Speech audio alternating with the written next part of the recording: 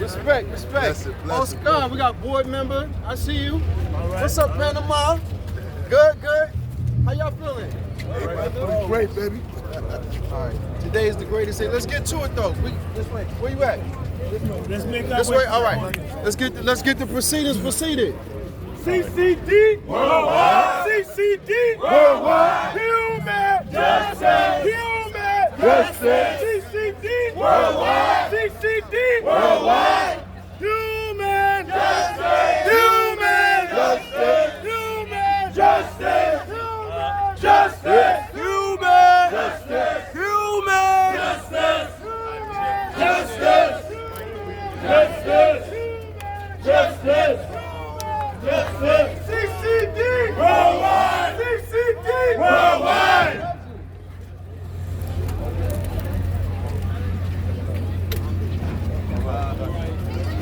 Got a whole row of us here. I'm good here, right? All right, perfect. Peace and blessings. When I say human, you say justice. Human justice. Human justice. I want to take this opportunity. I'm Dr. Divine Pryor, Senior Policy Advisor for CCD, the host of the annual Human Justice March. Let us welcome everyone here to what is going to be one of the most historic marches, not only in New York City, not only in the nation, but in the world. Human justice, a theoretical concept that was designed by our elder, God bless the dead, Eddie Ellis, who asked us, the emerging leaders, to take the mantle and carry it on. And so I began to develop the concept of human justice while at the Center for New Leadership along with others. But we went further than that. We looked for emerging leaders, powerful leaders, visionary leaders, to take the banner of human justice and to carry it on. Human justice is an umbrella that encompasses everyone and leaves out no one. The human justice umbrella allows every human being who's fighting for justice to get on the platform, to get on the stage, and to begin to address the issues that are important to you.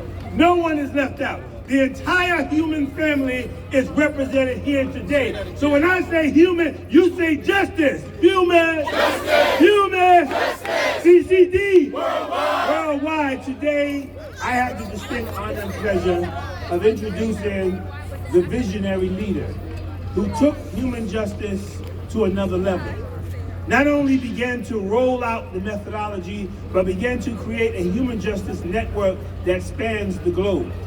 Who traveled not only from city to city and from state to state, but from nation to nation, promote the idea that first and foremost, we have to learn to love one another. We have to respect one another. We have to protect one another.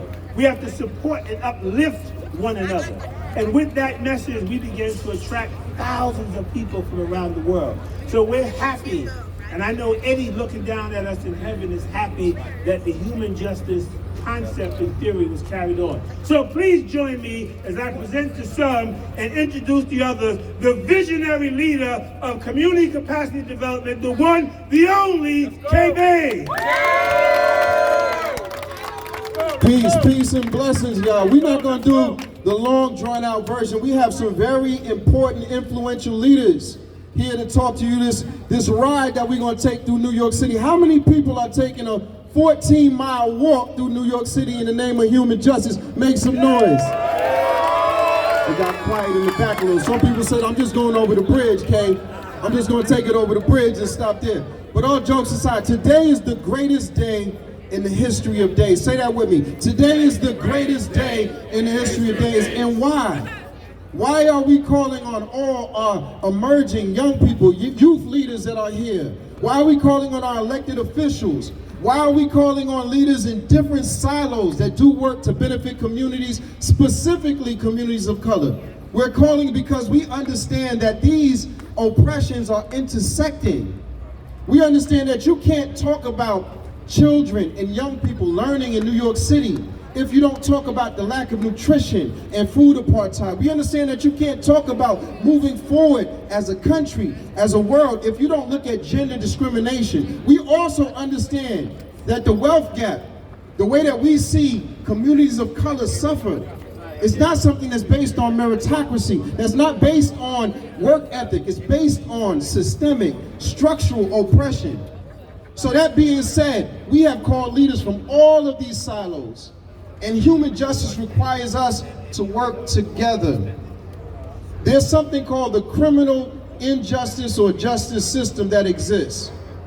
And we spend $87 billion a year incarcerating people.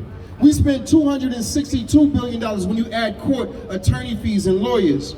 We put 11.4 million people in and out of jails on a consistent basis, 2.4 million people currently incarcerated. So if we continue to invest in things that don't work, we will get the same outcomes that put us in the same predicaments and realities. Human justice is about believing in people. There's an equation for human justice. It says human rights plus human development equals human justice. I'm gonna say that again because it's very important. It's why we're here. They taught me, my mentors, my elders, that human rights plus human development equals human justice. So if we raise the consciousness level, you see these hundreds of young people, if not thousands of young people around us, give them some love. This is their march. It belongs to our future and emerging leaders. If we raise the consciousness and awareness level of our youth leaders, if we make sure that these resources, New York City has a $100 billion budget. I'm gonna say that again. New York City has a $100 billion budget. We spend $11 billion on law enforcement and police, an important part of community safety. But we spend a pittance on that, of that money, on community violence intervention. We gotta do something different, y'all, if we want different outcomes. So we have to start relying on the people that have been historically marginalized, disenfranchised, and not a part of the conversation. It's our responsibility to demand human justice. It's our responsibility to what? Demand human, one more time, it's our responsibility to do what? Demand human justice. This march is for the people, by the people. The people that you hear speak on this microphone, the people that you see leading us through the city of New York today, from Atlanta. Make some noise, because that's the city that's doing the work. Hope Hustlers and others. From North Carolina, make some noise because black people catching hell in North Carolina. From cities around this country, from countries outside of this nation, we are gathered in unity for human justice. We're talking about how we pool our resources because the economy has to reflect human justice. This is about reclaiming our humanity, demanding to be seen as human beings, treated as human beings, and pushing forward an agenda of equity. Equity. You matter, I matter, we matter, right? There's a lot of controversy around that right now. But the bottom line is, if we see the humanity in each other, we would do different, we would do better. My name is Kay Bain. It's a privilege and an honor to be a part of this movement. Make some noise, y'all, for the greatest day in the history of days and human justice. I want to bring up my brother. So, not too long ago, in downtown Brooklyn, I was involved in a lot of underground economy activities. I was a part of survival mode behaviors, if y'all with me, on this part of town, right? That was my mentality, that was my behavior, that was my approach. And there was a brother back then who said, I see something in you. There was a brother back then when a lot of people turned their back and weren't willing to take a risk and weren't willing to invest or to see my skill sets and say, let's channel those together. There was a brother then who said, you know what, you deserve an opportunity, I see you. That brother was a council member shortly after. He said, if I win this election and become a New York City council member, I want you to take care of all my budgetary affairs. Because he know how I get down with the bag. So he said, I want you to look at these $10 million capital allocations and look at some of these discretionary fundings, and I want you to oversee that. And I did. And then he said, you know what? I'm going to be the most prolific elected official when it comes to legislation. I'm going to make sure to turn more legislation and policy into impactful realities than anyone else. Would you be my legislative director? And I did. But he gave me those opportunities when so many people looked at me and my background and stop there. This brother is now the public advocate of New York City. Make some noise for the people's public advocate, Jumaane D. Williams.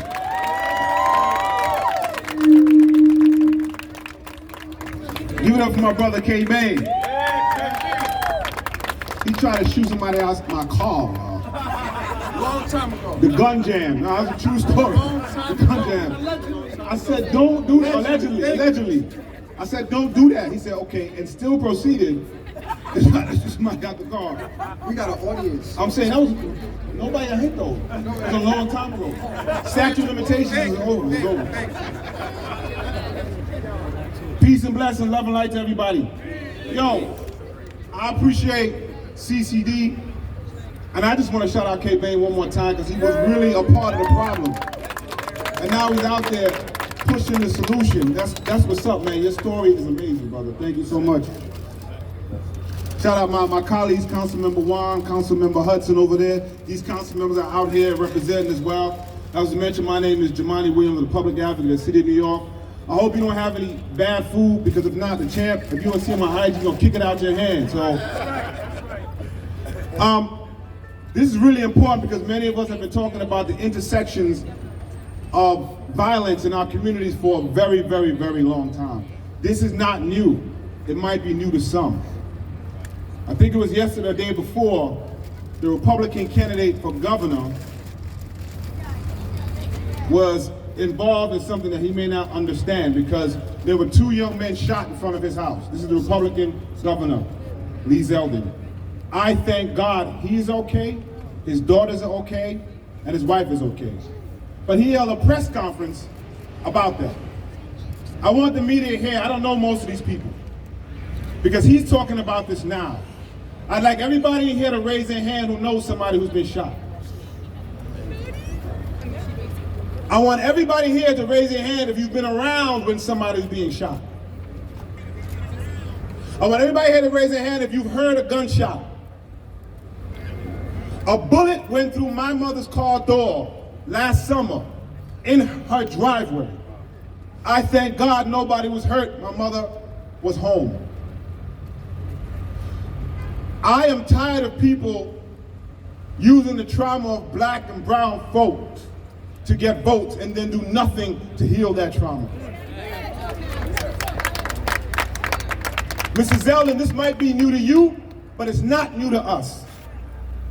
No matter whether violence is up or it's down, these are the communities that have dealt with the preponderance of gun violence always. And we have always said, even though they try to misconstrue what we say, we have always said you cannot just send law enforcement to solve a problem that involves a lot of people. What we talk about now are not excuses, but it is immoral to send law enforcement to try to deal with a housing crisis, to try to deal with chronic absenteeism in schools that don't even have the school books that are needed, to try to deal with a mental health crisis, to try to deal with people who can't get good food on their corners, to try to deal with people who are working 2, 3, 4 jobs and still getting evicted. These are intersectional problems that we are begging and pleading with people to deal with for decades. And yes, the violence is going up now. It's not even as bad as it was before, but we have to acknowledge it because it's dealing with real people. And so when I see people like Zeldin who are out here talking about something he is now experiencing, we have been experiencing it for decades, before bail reform. Before bail reform, these communities have been dealing with this gun violence. And my sister, Joanne, who I know we may hear from at some point, said something poignant. She said, it's a shame that we have to march for human justice. We have to come and march across the city so people can recognize the humanity in people who are suffering. I'm going to continue to stand by this brother and anybody who's talking about how we can actually deal with this violence. And it cannot simply be locking up the children of the people we locked up a decade ago. Because if it would have worked, it would have worked. We're begging and pleading with you. And stop saying that people are anti-police and anti-that. Everybody has a job to do. The police, the carceral system, they get the funding to do their job. They get more enough funding to do their job. Where's these folks' money? Where's their money so they can do their job? That's all we're saying. And it works.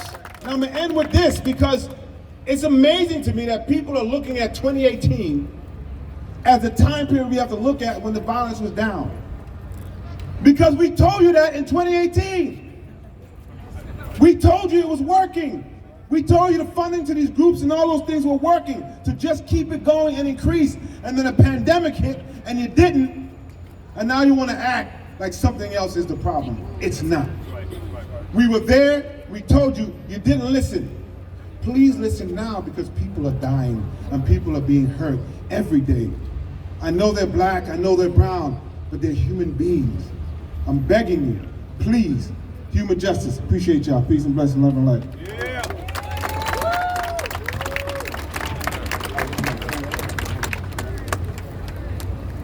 I want to introduce y'all to somebody who inspires me just on different levels. My daughter, Kalia Karan Bain. Peace, y'all. I just want to say that everyone that's here right now is a part of the solution. Everyone that's here right now is a part of the solution. That's it. That's it. Show up. Show up for who you care about. Show up for each other. My name is Kalia. I'm a Human Justice Youth Ambassador with CCD. I remember when CCD was a concept in this man's brain. I remember when this march was a concept. It starts with a light bulb moment, and we're here now. So I just want to say thank you for everyone that's coming out and showing love. Human justice. That's my goddaughter. I just gotta. 1, 2, 1, 2. Couple super influential people here. Fresh off the jet, Mr. Yoba stepped in the building. This is my big bro. Y'all got to give up some love for the guy. When I talk about people who were there once upon a time, people who gave you opportunities when others turned their back, I gotta acknowledge the bro, Mr. Yoba. It's Yoba word. Good morning. Good morning. Good morning, family.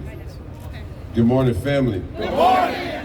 Lil Khalid just told you, show up for people you care about. Amen? Amen. So we can march, we can protest, but the inner work, the first real estate we own is in our minds. So as we see our communities transform, it starts with ideas. When I met with the Downtown Brooklyn Partnership in 2007, because when Magic Johnson developed that building right there, that used to be the tallest building in Brooklyn, One Hanson Place, that used to be the tallest building in Brooklyn. And I knocked on the door and I was looking for a way in because I was born in the South Bronx in the rubble, raised in Harlem with the crackheads and the heroin addicts. And I got shot at 15 and kicked out the house at 16 with a BMX bike, $12 in my pocket, a guitar, and a backpack, trying to figure it out. And there were people that poured into me. People like Eugene Kitt, who started the Upward Fund after school, who gave me a job at 17 to tutor little babies. People like Perry Smilo, who told me about the Upward Fund and also the City Kids Foundation. In the 80s, at 19, I started volunteering. At 20, I was working in 13 high schools in New York to reduce the dropout rate. Y'all know the TV and the film stuff, but what you may not fully understand is the groundwork. I adopted this man when he was 20, February of 1998. I saw him perform at NYU with his brother, who's a genius, who's now a professor at UCLA, who was abused by the police, wrote about his story, ended up in the Village Voice. I saw the talent in this young man. If y'all think Jay got something, if y'all haven't heard Kate Bain spit, you talk about criminal justice reform. It's criminal that this man's other talents have not been utilized at the level that they could, but that's what I saw when he was 20. Him, his brother, and his cousin performing at the Gatlin Center at NYU. Before you were born or an idea, baby girl, I adopted your dad when I was like 30. And I said, I'm gonna manage you. And I took him on the road. This dude was a shooter. This dude was hustling. But he was a genius. And I recognized it. And I took him on the road to understudy me in a play called What's on the Hearts of Men. And he ended up understudying B.B. Winers. He traveled all over the country with us. He'd never seen a play before, never seen a musical. Wrote another piece called Acoustic Chocolate, wrote a part just for him. So to see K. Bain organize community capacity development from an idea, that first real estate that he invested in. So we can't march and not do the inner work, march deep into ourselves, deeper into our own consciousness, because we the ones pulling these triggers. We the ones acting up. And I don't know what happened after COVID, but a lot of people reach a tipping point where they can't come back from. But the work starts inside. If you aren't meditating, if you aren't connected with your divine connection to the Almighty, that thing that does not allow the planets to run into each other, think about that. Right. Talking right. There's an energy that exists in this universe that does not allow the planets to run into each other, yet us human beings run into each other, over each other, past each other all day long. So it's not about the march. I don't have time to march. I've been doing this my whole life. I got work to do. I'm building Yoba Development, builder of people, places, and things. Currently, we're working on a redevelopment of a public school in the South Bronx, a health and wellness center. I'm a kid from the Bronx. Like, Hollywood was a setup to give me social currency to do the work I started doing at 16. You feel me? So if you're not out here serving something other than yourself, if you're not out here, when you leave today, it could be as simple as, yo, pull your pants up. It could be as simple as, excuse me, thank you. Acknowledging somebody in the street with eye contact. It doesn't have to be deep. So when we talk about human justice, if we are looking for the justice of our own humanity within ourselves, we can't possibly give it to other people. Amen? God bless you. I love you. I'm proud of you. Thanks. Give thanks always. Peace and blessings to the ones who don't turn their back, make some noise. Loyalty is royalty. So we got a lot to do today. We got a lot to get to, but there's some elected officials. I almost said politicians, they're not that. Politicians only come when the cameras come. Politicians only show up when it's time to vote. Politicians don't remember your name.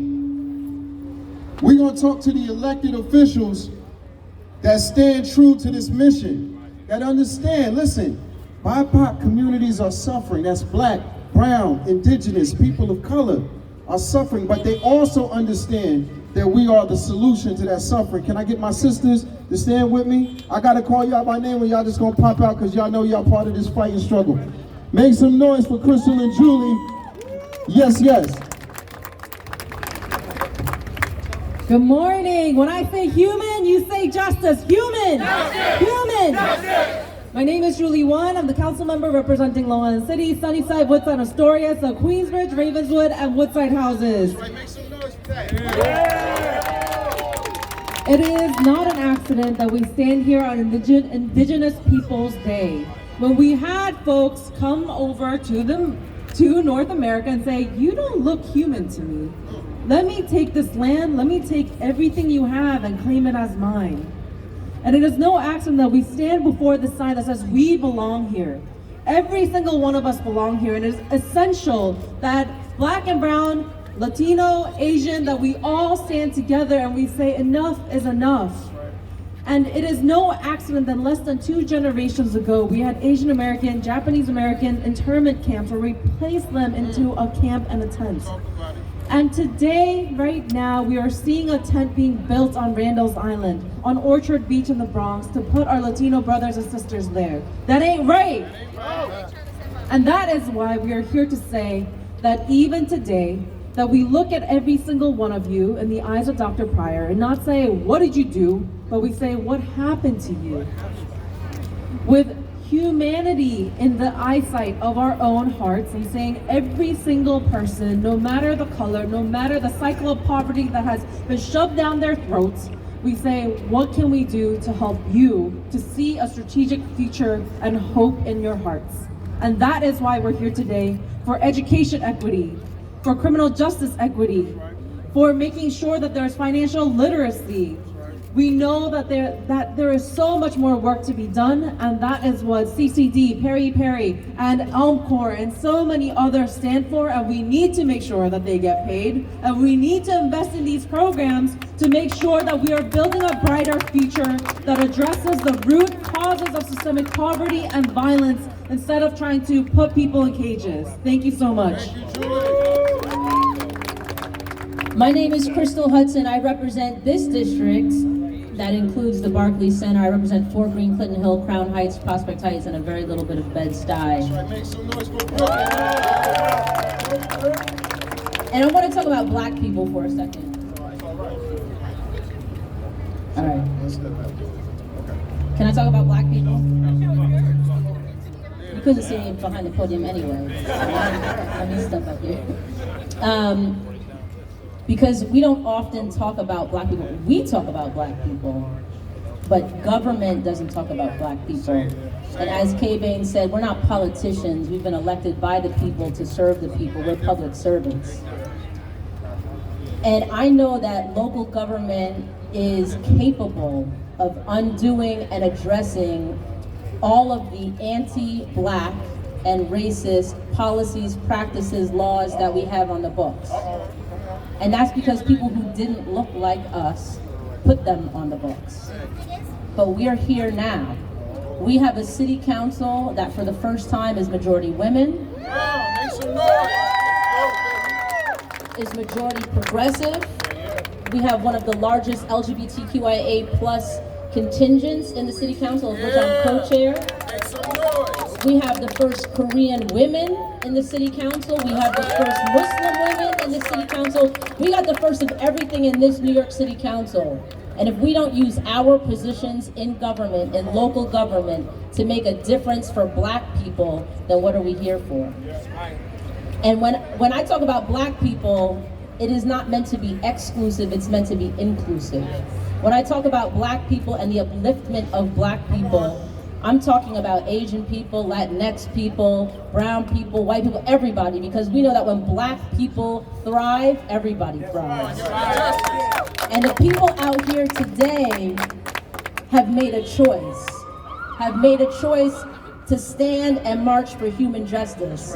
And we need everybody else to do the same and follow our footsteps and follow our lead and follow our voices. Thank you.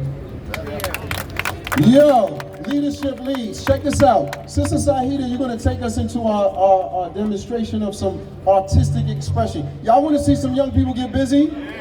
Y'all want to hear some poetry and see some African movements out here? Y'all want? I don't think y'all want to see the youth get busy? Sister Sahida, take us there. Greetings, greetings, greetings, everybody. Good morning. Good morning. Good morning. They gotta hear you over there. Good morning. Good morning. Because Kay said this was a good morning. Everybody's here. He said earlier that he acknowledged these young people. I have to acknowledge them again. I think people don't realize how powerful our young people are. I come to you, my name is Saida Dunstan. I'm the Executive Director and CEO of ELMCOR Youth and Adult Activity in Queens. The oldest Black founded, led, and sustained nonprofit in Queens, 57 years. You'll see my staff around here wearing the People for the People shirt, not to be in contradiction with human justice, but to claim that we are going to tell the real narrative. We are debating all false narratives that say that us as people are not always for our people. You understand what I'm saying? This was the signature and the cry and the march cry of Elmore in the 70s. People for the people. So I need y'all to say that for me. People for the people. People for the people. People for the people. People for the people. They will no longer tell us that we don't care about us. They will no longer continue to be in their media and tell us that we don't love us. We've been loving us since the beginning of time. And you will no longer tell us this false narrative that we want to kill each other. You will no longer tell us this false narrative that women don't stand with men, not behind men, and surely not in front of men. You will not continue to tell us the false narrative that we don't love our children, that we won't die for our children. You will no longer tell us all this false narrative that we will not collect, we will not come together, we will not demand human justice, because we will. You will no longer tell us that black overdose, this is for the media, who will not put it on their media. Black people are dying because of overdose, and you all won't cover it. But 4 years ago, when white young men were dying, it was all over the media. We are dying and we demand justice. So if I have media, stop with the false narrative. So with that, as we getting ready to go across this bridge, take this bridge. Not walk across it, take this bridge. And so before we do that, we're gonna let our young people show you guys what it means to see the movement of what it is to be us. People for the people. People for the people. So let's call out our young people. Let's open this up. Let's open this up so we